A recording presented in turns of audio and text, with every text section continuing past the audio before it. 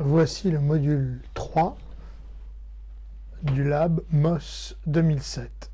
Souvent, on me demande ce que l'on peut créer avec SharePoint en termes de bibliothèque, et le propos, c'est de vous montrer d'abord où se trouve la zone de création des bibliothèques, de la communication et de tous les éléments. Donc là, je suis sur le portail, j'affiche tout le contenu,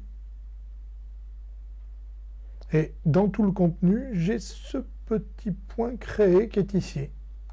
Je clique dessus et automatiquement, je vais aller sur cette page que vous avez vue précédemment, qui est la page qui définit les bibliothèques, les listes de communication, le suivi, les listes personnalisées et éventuellement les pages web jusqu'à un site ou un espace de travail collaboratif.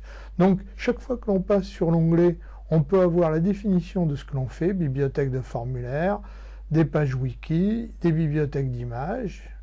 Vous avez ici des bibliothèques de diapositives qui sont une particularité de MOS 2007 par rapport à Windows SharePoint Services V3, les annonces, les contacts, le forum de discussion qui est très pratique. Nous avons ici des listes de liens, de calendriers, de tâches du projet qui permettent de faire un Gantt, de suivi de problèmes, d'enquêtes qui sont très sophistiquées, qui permettent d'avoir des résultats très pertinents, des listes personnalisées évidemment, des listes personnalisées en mode feuille de calcul, un élément qui est sur les langues et traducteurs qui permet de gérer un certain aspect du multilinguisme, des listes d'indicateurs de performance clés, KPI en anglais, Key Performance Indicator. On peut importer une feuille de calcul et puis là vous avez les pages web, les pages de base, les composants WebPart, le site et espace de travail et des pages de publication qui travaillent sur le content, le Web Content Management. Voilà, donc tous ces éléments-là sont disponibles ici. Il suffit de cliquer sur un onglet pour générer automatiquement une liste ou une bibliothèque ou un site web. Je vais lancer tâche de projet à titre d'exemple. Nous voyons ici qu'on va avoir une liste, on va la nommer liste de projet et on fait créer. Et vous avez automatiquement votre liste qui va être créée. Elle figurera dans l'affichage de type de liste dans le volet de lancement rapide, c'est-à-dire le volet latéral à gauche qui est en vert pour le moment. Je pourrais envoyer un message électronique lorsque l'appartenance est attribuée. Et la liste, là, maintenant, va être créée en quelques secondes.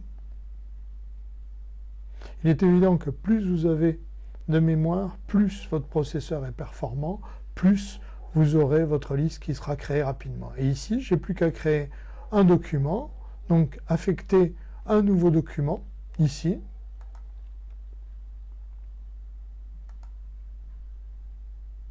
Je vais le créer à titre d'exemple. Je crée donc un nouveau projet. Le projet va apparaître en Gantt.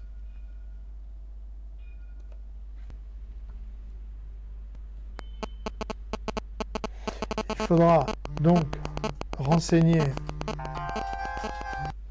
un petit téléphone. Entre-temps, je vous nomme le projet 1. Je définis sa priorité, s'il est en cours. Si j'ai par exemple fait 40%, je peux l'attribuer à quelqu'un. Donc là, je vais l'attribuer à Titi, qui est déjà répertorié dans mon Active Directory. Je peux définir une description de la tâche et donner un délai qui va être un délai d'échéance, de fin, puisque l'échéance de début est au 27/12, date à laquelle j'ai fait ce document. Donc je vais l'affecter avant le jour de l'an et je positionne ma tâche et vous allez voir que le Gantt est automatique. Alors bon, il y a plusieurs solutions pour faire des Gantt, on pourra en voir d'autres dans un autre module. Le propos de ce module était surtout de dire qu'il y a une grande étendue de solutions dans la boîte avec SharePoint et ça permet de simplifier l'activité. Donc voilà le résultat. Vous avez ici l'avancée de la tâche et là l'entièreté de la tâche avec le projet défini, assigné, état de la tâche et priorité. Voilà. Donc Moz offre beaucoup de possibilités, dont celle que je viens de vous montrer, de création de listes.